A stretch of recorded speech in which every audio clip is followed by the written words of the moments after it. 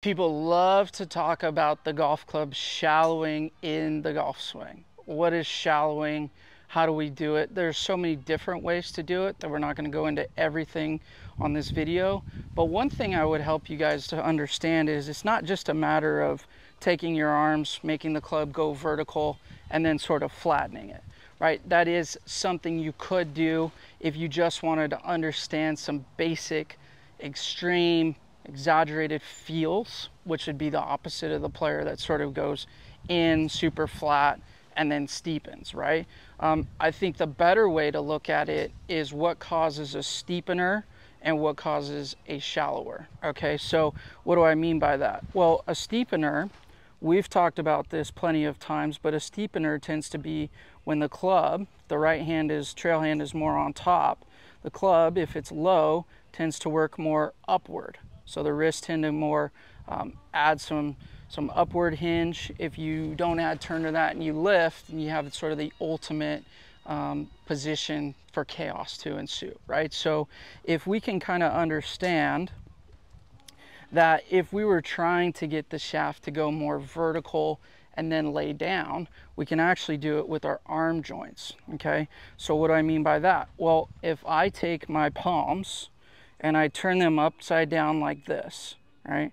If I feel like I'm twisting or rotating or turning them to the left as I go back, at a certain point, I'm going to overstretch, or what we call shorten, this upper arm joint and this lower forearm. As I do that and add turn to it, now all of a sudden, any amount of rotation is going to actually start to flatten this thing. Right, so you'll see guys, sort of a Matthew Wolf move or Jim Furyk, but there are plenty of smaller versions of this on tour. And so what you'll see is when they set up, you'll see them set up, their elbows will be pretty close together, right? And what that allows us to do is to move these upper arm joints into that stretch shorten cycle. So you'll see as I go back, the face will actually close quite a bit. My right palm is more on top. And then as I add some rotation to that, I'm gonna actually steepen the shaft.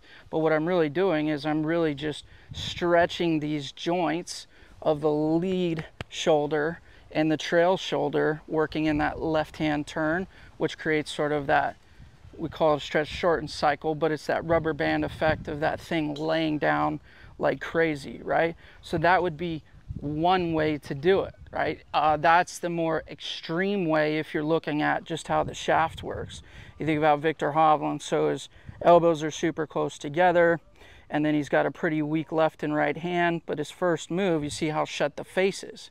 Well, he's doing that is he's just rotating this left shoulder externally and then internally rotating this right arm, okay?